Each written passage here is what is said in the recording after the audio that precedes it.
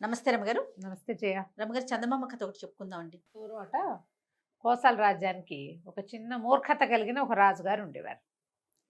ఆయన ఏమిటో తాపట్టిన కుందేటికి మూడే కాళ్ళు అంటూ ఉండేవాడు.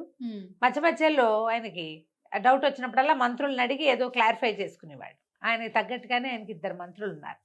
రంజన మంత్రి, భంజన మంత్రి. రంజనుడు, భంజనుడు. బాగున్నాయండి పేర్లు. రంజనుడు తెలివైనవాడు, మంచివాడు, జాగ్రత్తగా మాట్లాడేవాడు, సమయస్ఫూర్తి ఆచితూచి మాట్లాడటం ఉండేవి. భంజనుడు కాస్త కూస్తా అడ్డగోలు వాడే ఈ మన రాజుగారి లాగా. దాంతో ఆయనకి ఎక్కువగా భంజనుడి ఐడియాలు నచ్చేవి, తన ఐడియాలతో రిలేట్ అవ్వటం వల్ల. అదేలే.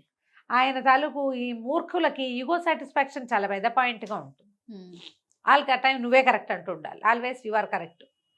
అయితే ఎంతసేపు భంజనుడి మాటలు విని అన్ని బ్యాడ్ ఐడియాస్ వేసి రాజ్యంలో మహాతలకాయ నొప్పులు తెప్పించేవాడు. ఊళ్ళో నగర పెద్దల మీటింగులు జరుగుతాయి కదా, మా మీటింగులు అప్పుడంతా భంజనుడిని పీకేస్తే సరిపోతుంది. రాజు బేసిక్గా మంచివాడే, ఒకరవ మూర్ఖుడు. తరాల వెంబడి రాజ్యం చేస్తున్నారు, రేపొద్దున ఆయన ఇలా కొడుకొస్తే అప్పుడు పర్వాలేదుగా ఉంటుంది, మూర్ఖత్వం లేకపోతే బాగానే ఉంటుంది. రంజనుడు మంచివాడని మాట్లాడుకునేవాళ్ళు.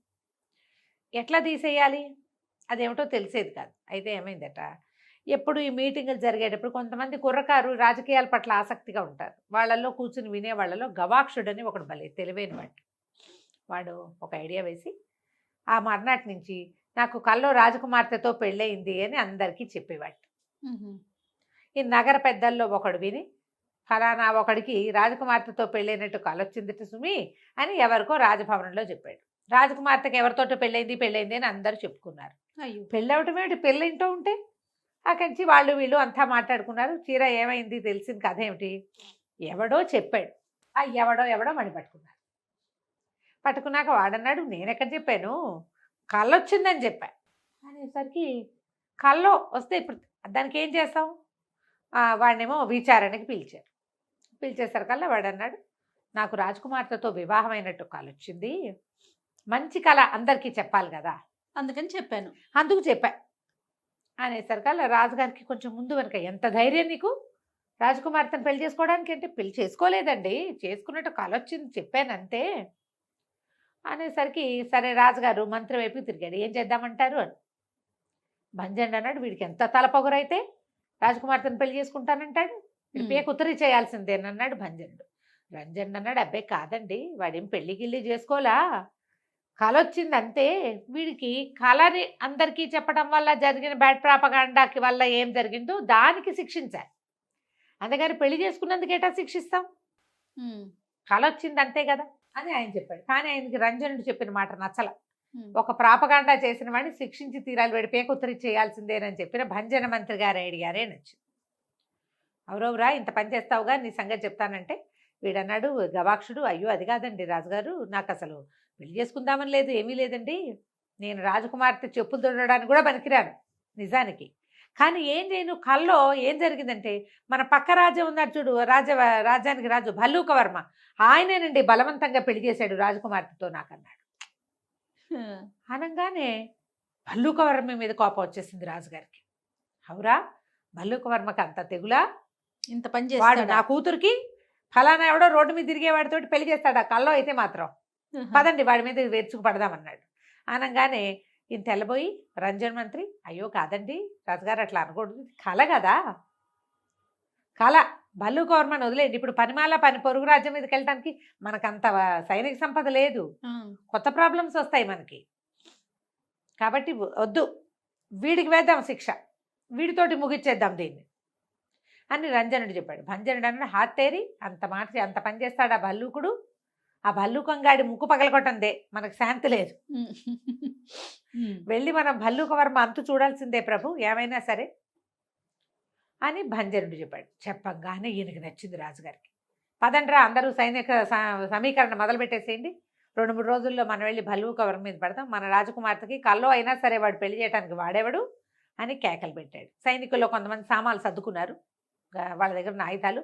కొంతమంది ఇది ఎక్కడ కొత్త తగలాటండి, దేవుడా హాయిగా సుఖంగా ఉన్నావు, మధ్యలో యుద్ధం ఒకటి వచ్చి పడింది, వీడెవడో పాపిష్టవాడు, వీడి కళ వల్ల వచ్చింది అనేసరికి ఈ గవాక్షుడు అన్నాడు, మీకు పూర్తిగా కళ చెప్పలేదండి, యాక్చువల్గా అసలు ఏం జరిగిందంటే భల్లూకవర్మ ఉన్నాడు చూశారు, వాడు ఆ రాజుగారు మన రాజ్యం మీద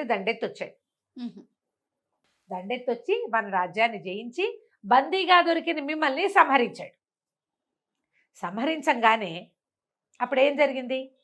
రంజన మంత్రి గారు, అయ్యో తండ్రి లాంటి రాజుగారే గతిచ్చారు, నేను ఇంకో పరరాజు చేతుల్లో నేను పన్ను అని ఆయన కత్తితో పొడుచుకుని చచ్చిపోయాడండి రంజన్ మంత్రి అన్నాడు. అనగానే రాజుకి ఏమిటి రంజనుడికి అంత ప్రేమ నేనంటే అని లేచి గబగబా లేచి రంజన్ మంత్రి నువ్వు చాలా గొప్పవాడవని రంజనుడిని కావలించుకున్నాడు.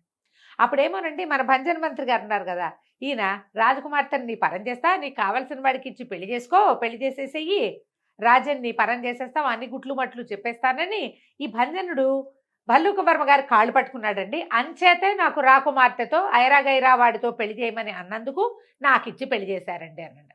అనగానే రాజుకు ఒళ్ళు మండిపోయింది. అవురా భంజనుడా, నువ్వు ఇంత దుర్మార్గుడివా? నువ్వు రాజ్యాన్ని వాడికి అప్పచెప్పటం నా కోసం నువ్వు చచ్చిపోలా. రాజు మీద భక్తితో రంజనుడు చచ్చిపోయాడు, నువ్వేమో నా మీద భక్తితో చచ్చిపోలేదు, నా రాజ్యం గుట్లు మట్లు అని చెప్పడం కాకుండా నా పిల్లని నువ్వే పెళ్లి చేసుకొని భల్లూక వర్మకో లేదా మీ పిల్లాడికి ఇచ్చి చేసుకొని సలహాను ఇవ్వకుండా రోడ్డు మీద దారైపోయే దౌర్భాగ్యుడెవడుకో నా పిల్లని ఇవ్వమని చెప్తావా నువ్వు? ఎవరెవరా బంధించండి భంజనుడిని ఆనంగానే ఉనికిపోయాడు భంజన్. ఆయన వాడికి తెలుసు ఏ వెర్రి సలహా ఇచ్చినా ఇమీడియట్గా పాటిస్తాడు రాజుగారు. ఇప్పుడు చచ్చామే మనం. గడగడ వణికిపోతూ కాళ్ళు పట్టుకున్నాడు. ప్రభు క్షమించండి, పొరపాటు జరిగిపోయింది, కల్లో అయినా కావచ్చు కాక. ఇంతకీ కాలం ఎవరిది? వాడెవడిదో అయినా కానీ నా వల్ల అంత పొరపాటు జరిగినందుకు దేశ బహిష్కారం విధించేసేయండి, రాజ్య బహిష్కారం విధించేయండి, నేను వెళ్ళిపోతాను, నన్ను మాత్రం చంపద్దు, జైల్లో పెట్టద్దు, కల్లో చేసినందుకు కానీ నన్ను పంపించేయండి అనగానే భంజనుడిని పంపించేయండి రా కట్టు బట్టలతో సహా అని, నువ్వు వెళ్ళిపో, వెనకాల మీ ఆవిడ పిల్లలు వస్తారని ముందు వీడిని తీసుకెళ్ళి దేశం బయట వదిలిపెట్టి వచ్చారు. చట్టుకుని ఇప్పుడు రంజనుడి కేసు చూశాడు రాజుగారు. ఏమిటండి ఇప్పుడు తక్షణ కర్తవ్యం అన్నాడు. ఏముందండి, దుర్మార్గుడైన భంజనుడిని ఎలాగో పంపేశారు, ఇప్పుడు ప్రాపగాండా అయింది, ఏదో జరిగిపోయింది, గవాక్షుడికి అమ్మాయికి పెళ్ళయిందని ఊరంతా తెలిసింది, కల్లో అయితే కావచ్చు కాక నిజంగానే పెళ్లి చేసి అబ్బాయిని అల్లుడిని చేసుకోండి. ఎందుకు రంజనుడిని బతికిచ్చాడు, లేకపోతే దీని పని అయ్యేది కదా. కళ్ళజోడు ఎట్లా టర్న్ చేశాడు వాడు. రాజుగారు సరే అమ్మాయి గారికి గవాక్షుడితో వివాహాన్ని తెరపరిచాం, అందరూ వివాహ వేడికి హాజరవ్వండి అని చెప్పేసి అమ్మాయికి గవాక్షుడితో పెళ్లి చేశారు. కథకంచికి మనం ఇంటికి. భలే ఉంది రమ్మ గారు. వాడి కళ ఏంటి, రాకుమార్తెని వివాహం ఏంటి, వాడు ఏం చేయడానికి భంజనుడిని తీసేయడానికి వేసిన ఎత్తులో వాడి పెళ్లి కూడా అయిపోయింది చక్కగా. సూపర్, చాలా బాగుందండి. నమస్తే. నమస్తే జయ.